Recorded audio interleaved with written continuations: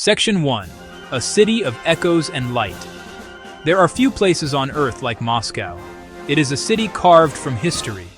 It is a city that looks boldly to the future. Here, ancient stories are whispered by the wind. They flow along the Moskva River. The past is not buried. It stands proudly in the open air. Golden domes shine under the sun. They are like beacons from another time. These structures tell tales of czars.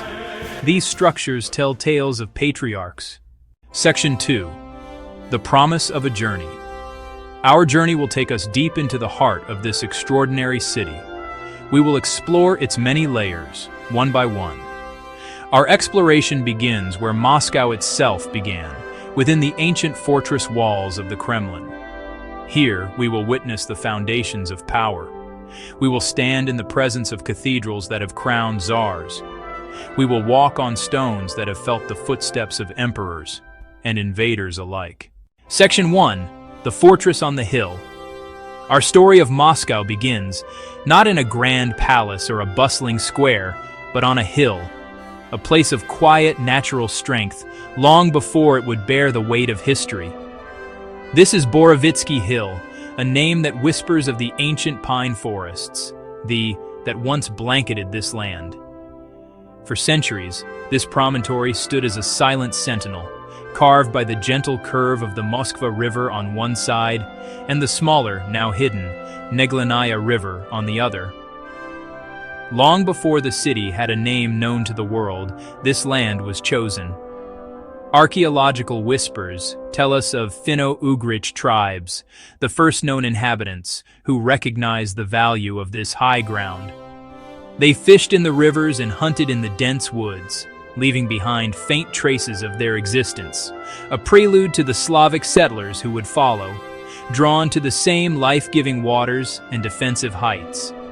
This was a landscape of potential, a crossroads of river roads that served as the arteries of trade and communication in a sprawling, untamed wilderness.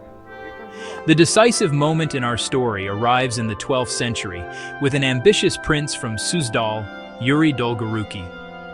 His name, meaning Yuri the Long-Armed, perfectly captured his relentless drive to extend his power and influence across the Rus lands. The chronicles tell us that in 1147, Yuri invited an ally to a great feast in Moscow. This brief mention is the first recorded birth announcement of the future capital. It was a political gesture, a feast to cement an alliance, but it took place on this very hill, marking it as a place of princely attention.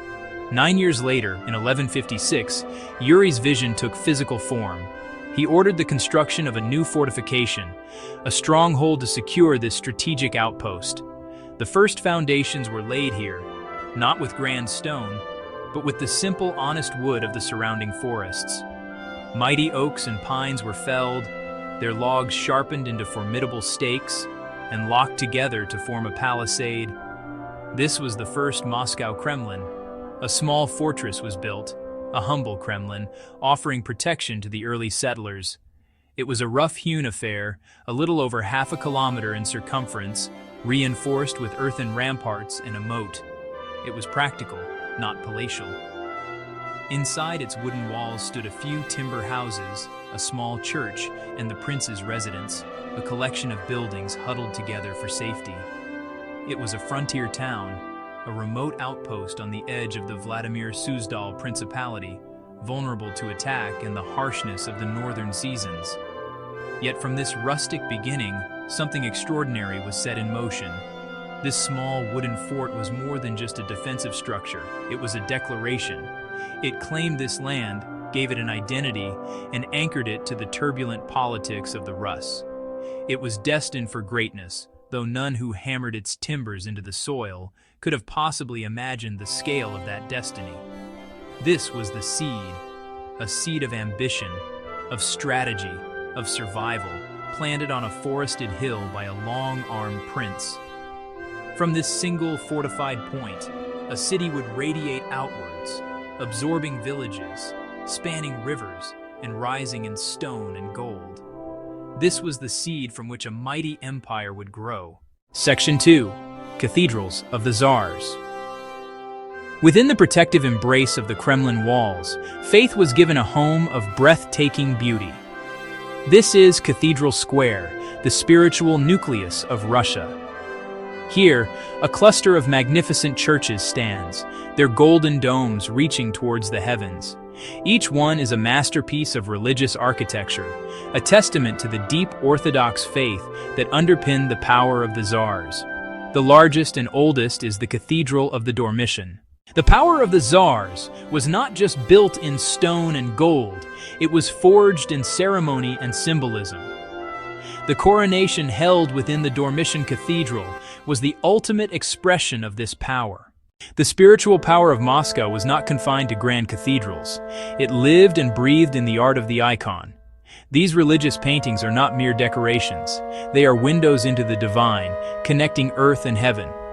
In Orthodox tradition, the iconographer acts as a vessel for a sacred image. Through prayer and fasting, they follow strict rules of form and color passed down through generations. Each color has a meaning. No figure looms larger in the story of Moscow's early power than Ivan IV. Known to history as Ivan the Terrible, his reign was a study in brutal contradiction. He was a devout and intelligent ruler who greatly expanded Russian territory. He commissioned the construction of one of Moscow's most iconic landmarks, St. Basil's Cathedral. Yet he was also prone to terrifying fits of rage and paranoia. He established the Oprichnina, a black-clad secret police force that terrorized the nobility and the common people alike. The age of the czars did not fade away gently. It was swept aside by a storm of revolution. The year 1917 marked a seismic shift, Moscow at its epicenter. Golden Crown's divine right were violently replaced by a new, radical vision. The Bolsheviks, led by Vladimir Lenin, seized power, promising equality for the worker. As the Soviet Union consolidated its power under Joseph Stalin, the architectural vision for Moscow grew even more ambitious and imposing. The experimental spirit of the 1920s gave way to a new, monumental style, now known as Stalinist architecture. This was designed as a declaration of superpower status. Stalin envisioned a city skyline that would rival and even surpass those of the capitalist West, particularly the skyscrapers of New York. The plan was to encircle the city center with a ring of enormous, highly decorative towers. While the skyscrapers dominated the skyline, another, even more ambitious project was taking shape beneath the city's streets. This was the Moscow Metro. It was conceived not merely as a transportation system. Section 4. Monuments to the State. In the 1930s, as Moscow swelled with workers drawn by the promise of industrialization, the city faced a transportation crisis. The solution was not merely functional, but monumental. The Moscow Metro was conceived not just as a transit system, but as a series of underground palaces for the working class. This subterranean world was to be a testament to the power and vision of the new Soviet society, a tangible piece of the promised utopian future, built right under the feet of its citizens. Joseph Stalin declared it would be a showcase of socialist achievement. In an era of immense hardship and sacrifice above ground, the Metro was a project of unprecedented ambition and ideological weight. It was a declaration to the world, and more importantly, to the Soviet people themselves, that their system could produce not just utility, but unparalleled beauty. The project mobilized the nation's finest artists, engineers, and craftsmen, along with thousands of volunteer youth league members, the Komsomol, in a heroic and often perilous construction effort. The goal was to create a place where even the most common citizen could be surrounded by beauty and grandeur. Descending the escalators was meant to be a journey from the everyday into the extraordinary. Stations were adorned with materials sourced from across the vast Soviet Empire. Lustrous marble from the Urals, deep red granite from Ukraine, and onyx from Armenia. This was a deliberate choice, symbolizing the unity and collective strength of the Soviet republics. It was a space designed to inspire awe, to elevate the spirit, and to subtly remind every passenger of the state's magnificent reach and paternal care. Each station was designed by a different architect, resulting in a breathtaking variety of styles, from Art Deco to Socialist Classicism. Mayakovskaya Station, a pre-war masterpiece, feels almost futuristic with its soaring arches of stainless steel and intricate ceiling mosaics by Alexander Danica, depicting 24 hours in the land of the Soviets. In contrast, Ploshchad Revolyutsy, or Revolution Square, is a veritable underground sculpture gallery. Its archways are guarded by 76 larger-than-life bronze figures representing the people of the Soviet Union. Soldiers, farmers, athletes, and children. And these aren't just decorations. They are characters in the grand narrative of the state, frozen in heroic poses for eternity. Above ground, the Soviet layer of Moscow is also written in the language of monuments. If the metro was the subterranean palace, the city's squares and boulevards became an open-air museum of ideology, sculpted in bronze and carved in stone. This was public art with a clear and powerful purpose. Across the city, statues were erected to immortalize the heroes and ideals of the new state. From revolutionary thinkers to decorated generals, from pioneering scientists to idealized workers, these figures populated the urban landscape, their silent gazes overseeing the daily lives of Muscovites. They were constant, physical reminders of the nation's official history and its prescribed values. These were not just memorials, they were tools of public education and ideological reinforcement. Every statue told a story, every pose conveyed a message. They were designed to be didactic, to teach the tenets of communism, and to inspire loyalty to the state. They transformed public spaces into classrooms of political thought, where lessons were absorbed not through books, but through the sheer, unmissable presence of these towering figures. Towering figures of Lenin became the most iconic. The image of Lenin, arm outstretched toward a promised future, became a ubiquitous sight, replicated in countless squares and public buildings across the entire Soviet Union. This gesture was a powerful symbol of progress and direction, a perpetual call to move forward into the bright socialist dawn that the revolution had promised. And alongside the leader of the revolution stood the ideological forefathers. A colossal statue of Karl Marx carved from a single block of gray granite looms near the Bolshoi Theater, his stern expression a testament to the intellectual rigor of his philosophy. Not far away, a statue of his collaborator, Friedrich Engels, stands in quiet contemplation. Together, these monuments formed a pantheon of the new faith, grounding the Soviet experiment in a deep intellectual tradition and presenting its leaders as historical inevitabilities. They were, and in many cases remain, silent but powerful narrators of Moscow's complex 20th century story. Section 5. The Ghost of Ideology. The Soviet era left more than just buildings and statues. It left a ghost in the city's soul. This is the ghost of ideology, the memory of a system that sought to plan and control every aspect of life. It can be felt in the immense scale of the city's avenues, such as Tverskaya Street. Section 1. The Subterranean River of Life. Beneath the grand avenues and historic squares, a different kind of lifeblood flows through Moscow. It is the constant rhythmic pulse of the metro. For millions of Muscovites, the day begins and ends here, in this subterranean world of marble and light. The morning rush hour is a powerful spectacle of collective movement. Students with backpacks, office workers with briefcases. To truly understand the heart of a city, one must experience its markets. Away from the monumental squares, Danilovsky Market offers a sensory feast. Housed under a vast circular concrete roof, a Soviet-era flying saucer, the market is a bustling hub of commerce and community. The air inside is a rich tapestry of smells: fresh dill, fresh parsley. Beyond the wide, imposing avenues of Moscow lies a secret, more intimate city. This city is found within the Dvory, the inner courtyards enclosed by large apartment buildings. To step from the noisy street through a dark archway into a dvor is to enter another world. The scale immediately changes.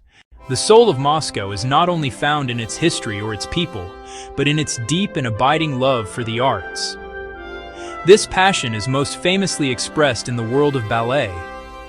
The Bolshoi Theater is more than just a venue. It is a national shrine, a place where the art of dance is practiced with an almost religious devotion. Section 5. A taste of the city. The everyday flavor of Moscow is also found in its cafes, canteens, places that offer comfort, warmth, a taste of tradition. Throughout the city, you can find small, cozy cafes or cafe that serve as social hubs. Students debate over endless cups of tea. Section 1. The city of glass and steel. On the western edge of the city, a new skyline is rising. It is a vision of the future, rendered in gleaming glass and shimmering steel. This is the Moscow International Business Center, also known as Moscow City. It is the most dramatic symbol of the city's 21st century transformation. Here, a cluster of daringly designed skyscrapers pierces the sky. Section 2. A canvas for the streets. Moscow's creative energy is not confined to its galleries and theaters. It has spilled out onto the streets, transforming the city itself into a vast open-air canvas. In recent years, a vibrant street art scene has exploded, bringing color and commentary to the urban landscape. On the sides of old factory buildings and hidden courtyards, and even on the walls of residential blocks, massive, intricate murals have appeared. Section 3. The digital Kremlin. The creative flux of modern Moscow is not just on its streets and in its skyscrapers. It is thriving in the invisible world of the digital economy. The city has become a major European hub for technology and innovation. A new generation of entrepreneurs, programmers, digital designers. Section 4. Neon nights and electric beats. When darkness falls, the modern pulse of Moscow becomes a symphony of neon light and electric sound. The city's nightlife is energetic. Section 1. The city of converging timelines. Our journey through Moscow has revealed a city of profound and dramatic contrasts. It is a place where multiple timelines seem to converge and exist all at once. The ancient, sacred heart of the Kremlin beats steadily, its golden domes reflecting a sky that is also mirrored in the glass facades of futuristic skyscrapers. The echoes of czarist power, embodied in opulent palaces and cathedrals. Section 2. An unfinished story. As we conclude our journey through the heart of Russia, we find ourselves standing at a confluence of time. We have walked through centuries of history, witnessed breathtaking artistry, and felt the powerful rhythmic pulse of modern life.